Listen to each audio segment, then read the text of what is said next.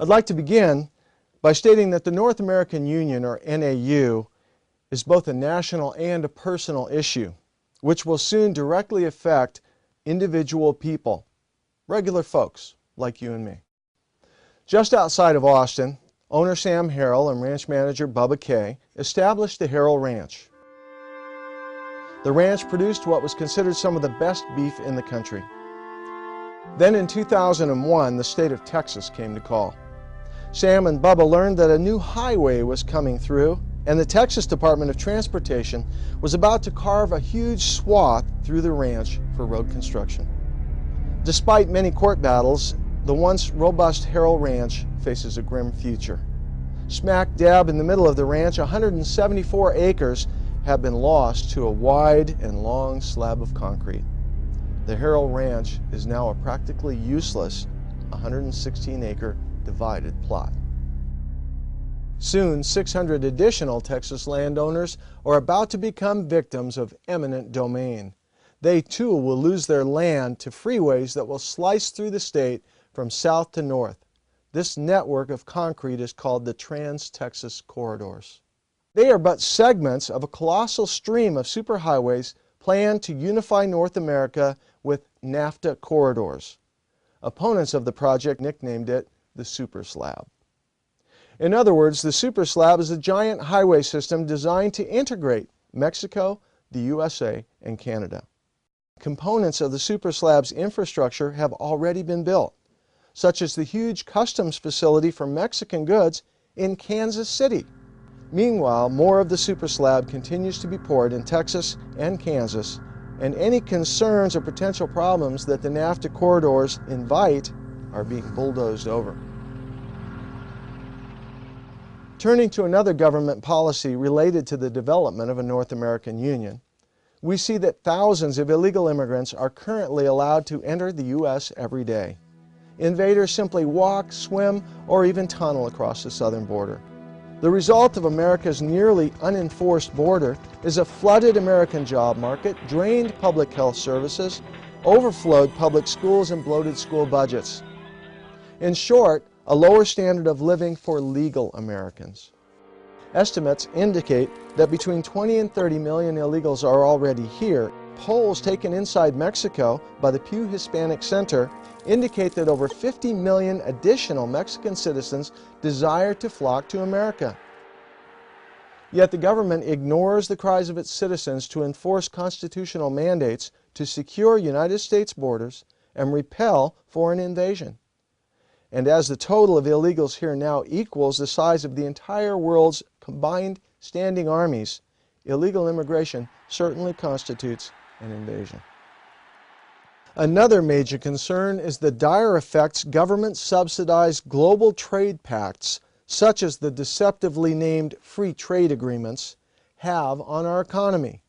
Today, across America, the move towards integration includes massive outsourcing of American jobs and industry to third world populations and to oppressive regimes. And American businesses are simply failing against preferential treatment for China.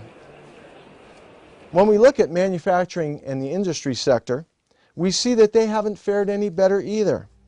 Hundreds of textile mills and other small manufacturing concerns have closed their doors. Small towns, big cities, states, and whole regions are seeing various stages of economic disaster. Even more destructive are the resulting massive unemployment and rapidly dropping wages that we are already witnessing. And NAFTA, the North American Free Trade Agreement, was the launching pad for much of the current situation. When NAFTA took effect, its supporters boasted in the Washington Times that NAFTA would create 200,000 new jobs and expand the manufacturing base throughout the country. Only 17 months later, even the liberal New York Times acknowledged, "It is expected that the true job loss under NAFTA will reach 1 million by the end of this year." Here's what the Office of the United States Trade Representative says about NAFTA. The Economic Policy Institute has found that between 1994 and 2000, the U.S. lost more than 3 million jobs. Perhaps the most alarming component regarding integration comes from America's leadership. It's good to be back at the Council on Foreign Relations. I've been a member for a long time and was actually a director for some period of time. I never mentioned that when I was campaigning for re-election back home in Wyoming. Some politicians and power brokers within the United States government and industry are currently working to create the North American Union through the Security and Prosperity Partnership of North America, or SPP. Consider George Bush, pictured here with Vicente Fox of Mexico. Also present was Prime Minister Paul Martin of Canada. They met at a conference to initiate the first stages of a merger between the U.S., Mexico, and Canada.